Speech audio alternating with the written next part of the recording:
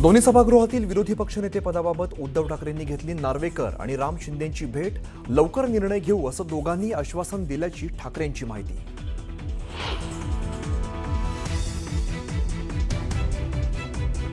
वेगळ्या विदर्भाबाबत मुख्यमंत्र्यांच्या शेजारी बसणाऱ्यांची भूमिका काय? उद्धव ठाकरेंचा एकनाथ शिंदेंना टोला. विदर्भ हा महाराष्ट्राचाच, वेगळ्या विदर्भाची मागणी मान्य होणार नाही, ठाकरेंनी सुनावलं.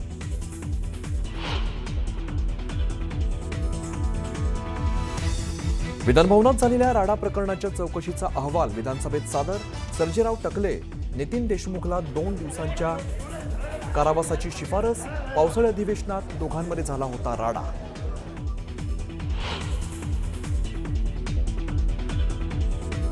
मुंबईत महायुतीत राष्ट्रवादीला सोबत घेण्यास मलिकांमुळे अडथळा. मलिकांच्या नेतृत्वाखालील राष्ट्रवादीसोबत कोणतीही युती करणार नाही. मलिकांच्या नावाला तीव्र विरोधाच्या भूमिकेवर भाजप ठाम.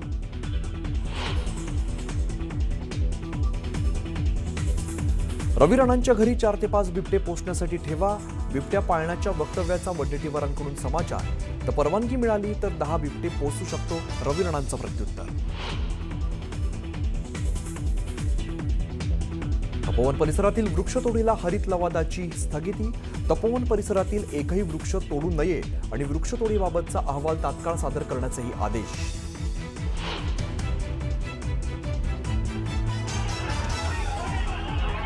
बेरोजगारीच्या मुद्द्यावरून नागपुरात काँग्रेसच्या NSUIच्या संघटनेचा मोर्चा. पोलिसांनी मोर्चा अडवल्यामुळे कार्यकर्ते चांगलेच आक्रमक.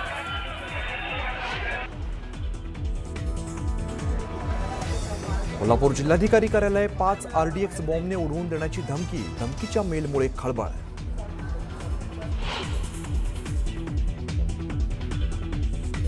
मुंडे कुटुंबीय गोपीनाथ गडावर पंकजा मुंडे आणि धनंजय मुंडेंकडून गोपीनाथ मुंडेंना आदरांजली. पंकजा आणि धनंजय मुंडेंना अश्रू अनावर.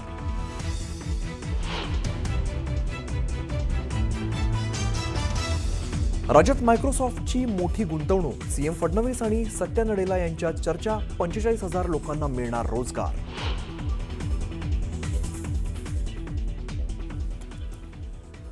माजी केंद्रीय गृहमंत्री शिवराज पाटील चाकूरकर यांचं प्रदीर्घ आजारानं निधन. लातूर इथल्या निवासस्थानी घेतला अखेरचा श्वास. मुख्यमंत्र्यांनी घेतली कुटुंबियांची भेट.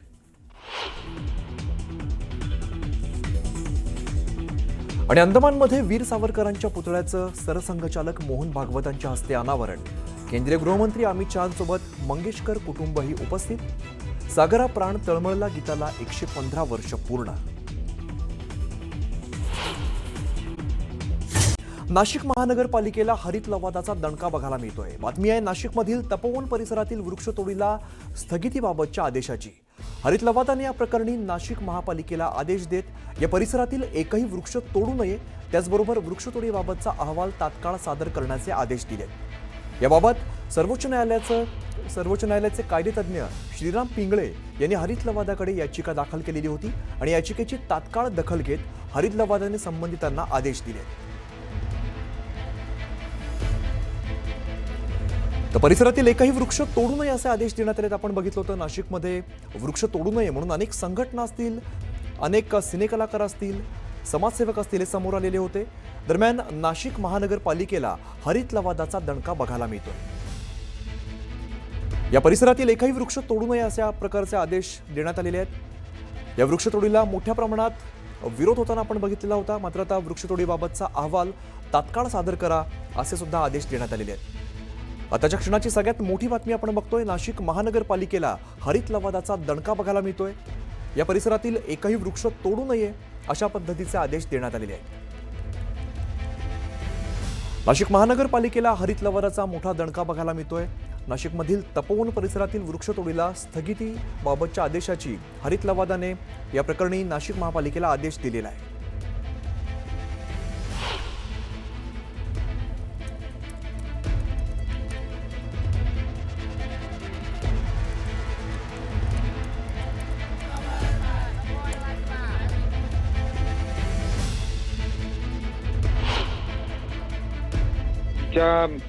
प्रतिनिधीच्या माध्यमातूनच समजलं की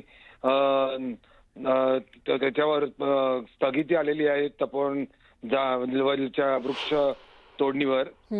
या निर्णयाचं स्वागत करतो आणि एकही झाड तोडलं गेलं नाही पाहिजे. मनसेचा विरोध आहेतच आणि तिकडे त्याचा विरोध करण्यासाठी ज्यांनी आंदोलन केलं त्या सर्व वृक्षप्रेमींचं, सर्व संघटनांचं मी अभिनंदन करतो, मनापासून अभिनंदन करतो.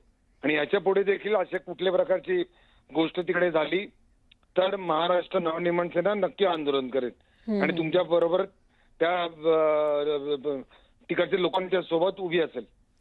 पण हरित लवादाच्या आजचा जो वृक्ष तोडू नये असा जो आदेश काढलाय त्या निर्णयाचं मी स्वागत करतो.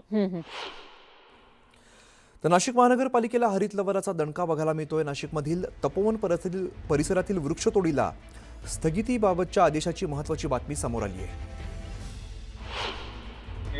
त्यांचं काय म्हणणं ऐकून घेतलं त्यांच्याकडनं जाणून घेऊया. तर त्यात खूप महत्वाचा निर्णय आहे. एकूण किती झाडा संदर्भामध्ये किती तोडली जाणार होतं आणि हरित लवादाचं काय म्हणणं मांडलं. खरं म्हणजे आम्हाला काल जेव्हा आम्ही प्रेस कॉन्फरन्स बघितली माननीय कमिशनर नाशिक महानगरपालिका, तेव्हा आम्हाला लक्षात आलं की या ठिकाणी सिनियर ब्युरोक्रॅट्स असूनही त्या अतिशय बेजबाबदारपणाचे स्टेटमेंट्स करतात आहे, अतिशय कॅरलेस ॲटिट्यूडने ते बोलतात आहे. त्यांनी जेव्हा तिथे म्हटलं की 1-2 लोकांचा त्याला विरोध आहे, सगळ्यांना आम्ही काही सॅटिस्फाय, हजारो लोक इथे विरोध करतात आहे. आज संपूर्ण राज्यामध्ये याचे पडसाद उमटलेले आहेत आणि त्या चक्क त्या प्रेस कॉन्फरन्समध्ये म्हणाल्या की 1-2 लोकांचा विरोध आहे. त्याच्याही पुढे जाऊन ते म्हणाले की 1-2 झाडं झुडपं कुठेतरी तोडायला लागतील आणि शेकडो अक्षरशः हजारो झाडं ते तोडण्याच्या तयारीमध्ये आहेत.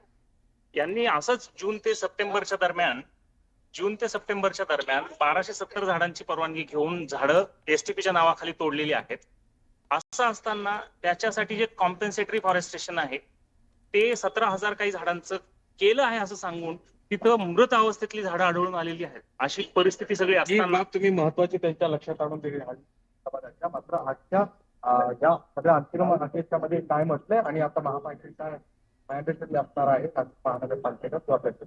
आजच्या अंतरिम आदेशामध्ये हरित लवादाने असं सांगितलं आहे की कुठलंही झाड कायदेशीर प्रक्रिया राबवल्याशिवाय तिथे तोडायचं नाहीये आणि एक कमिटी गठीत केलेली आहे. त्या कमिटीला तातडीनं एक अहवाल हरित लवादानं सादर करायला सांगितलेला आहे आणि सर्वांना 15 जानेवारीपर्यंत आपापलं म्हणणं जे प्रतिवादी आहेत त्यांना सादर करण्याचे आदेश आज अंतरिम आदेशानं माननीय हरित लवादानं या ठिकाणी केले. या पुढचा लढा काय असणार आहे आणि कशा पद्धतीनं तुम्ही हा